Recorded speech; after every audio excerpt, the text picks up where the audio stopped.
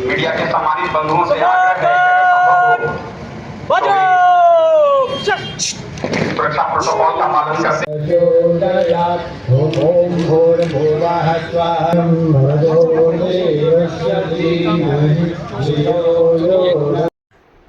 आप देख रहे हैं आज़ाद न्यूज़। भागलपुर से संवाददाता चंद्रशेखर कुमार की विशेष रिपोर्ट। बिहार के राज्यपाल ने तिलका मांझी विश्वविद्यालय में 4 करोड़ की लागत से बने स्टेडियम का किया उद्घाटन। मरवाड़ी कॉलेज के महिला विंग समेत टाउन हॉल में अखिल भारतीय ग्राहक पंचायत का भी किया उद्घाटन।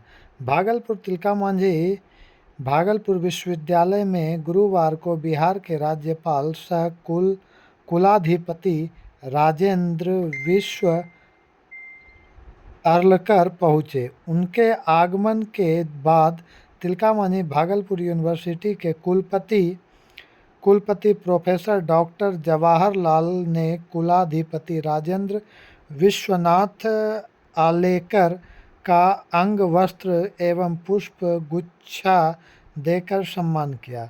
उसके बाद हवन कार्यक्रम के साथ मरवाड़ी कॉलेज के महिला विंग के नए भवन का लोकार्पण किया।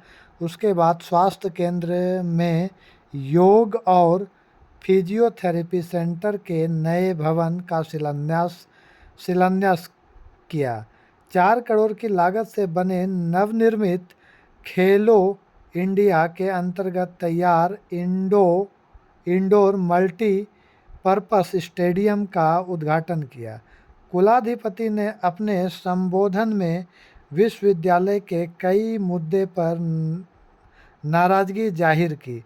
साथ ही उन्होंने बिहार को खेल में बढ़ावा देने के लिए एक अच्छी पहल बताया। इस मौके पर भागलपुर के सांसद अजय मंडल, डीएम, एसएसपी सहित कई राजनीतिक दल के लोग रहे और विश्वविद्यालय कर्मी, प्रोफेसर समेत दर्जनों की संख्या में लोगों की मौजूदगी थी। क्या कुछ और कह रहे हैं माननीय कुलाधिपति महोदय का अभिवादन होता हुआ खेल परिसर को खेल को विकसित करने के लिए हम आज यहाँ उपस्थित हैं। सरकार में उपस्थित हम सभी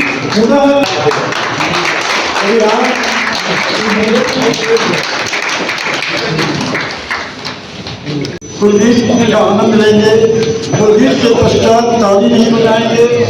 कुलगीत में शामिल होने अभिषेक डालमिया जी से अनुरोध है कि वो मंच के निकट आ जाएंगे और हमारी श्री रामगोपाल सरकार जी का महोदय को सम्मानित करते हैं।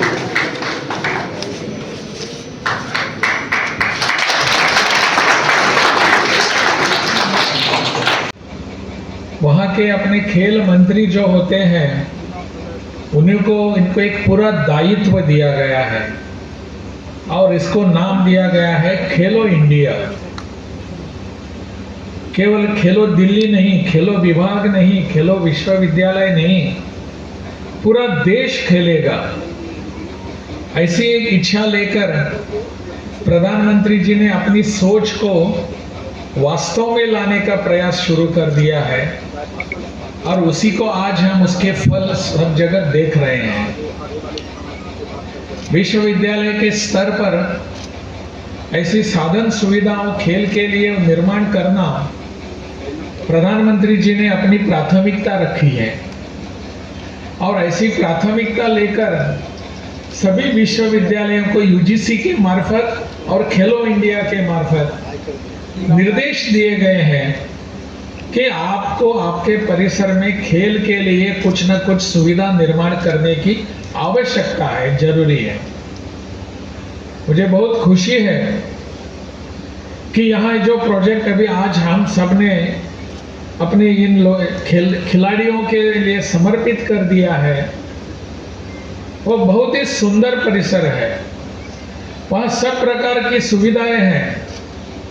अगर कोई भी वहां जाता है और उसके मन में खेल के प्रति कुछ इतनी खास विशेष आस्था नहीं है, फिर भी वो उस सुविधाओं को देखकर कहेगा कि अरे मुझे खेलना है। खेल परिसर देखकर खेल को विकसित करने की भावना स्वाभाविक रूप से उत्पन्न होती है।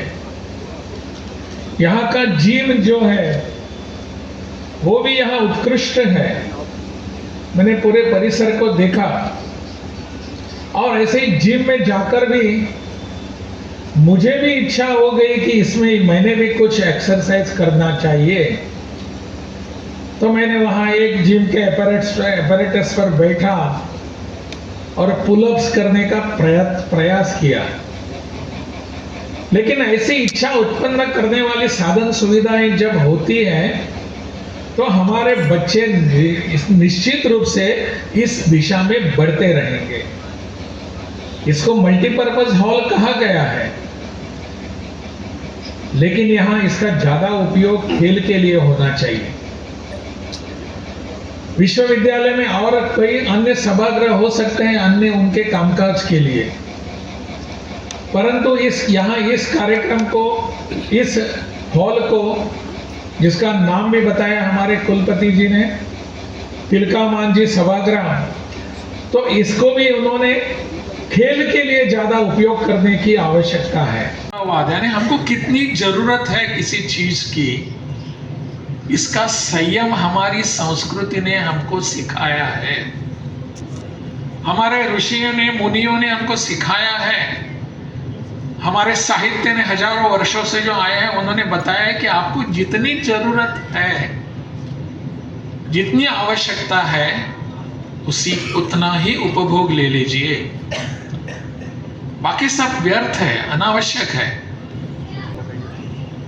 ऐसे हम पर सब किस ऊपर संस्कार हो रहे हैं और इसी बीच ये उपभोक्तावाद आता है जो पश्चिमी देशों से आया हुआ है कि हर आदमी को ऐसा कि वो कुछ ना कुछ खरीदने के लिए उसको बाध्य करना, उसको जरूरत है या नहीं इसके बिना सोच के,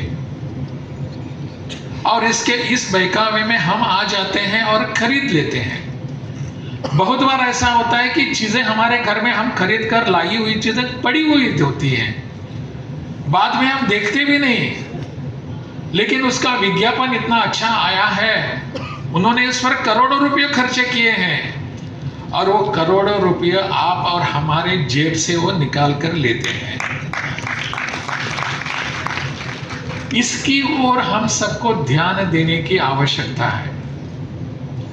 तो इसलिए मेरा मानना ऐसा है कि ग्राहक पंचायत तो काम कर रही है, पिछले 50 वर्षों से इनका काम अपने देश में होता रहा है। ग्राहक की जागरूकता अहम है, ग्राहक जागरूक होना चाहिए। ग्राहक की जागरूकता करने के कार्यक्रम हमारे यहाँ होने चाहिए और मैं मानता हूँ, और ये कार्यक्रम ग्राहक के जागरण का कार्यक्रम वो ऐसे बंद कमरों में नहीं होना चाहिए। मुक्त वातावरण में जहां ग्राहक होते हैं वहां जाकर उसको बताने की आवश्यकता है। थोड़ा सा कैंपेनिज्म हो सकता है, लेकिन वहां उसको बताने की अभी आपकी लूट कहाँ हो रही है।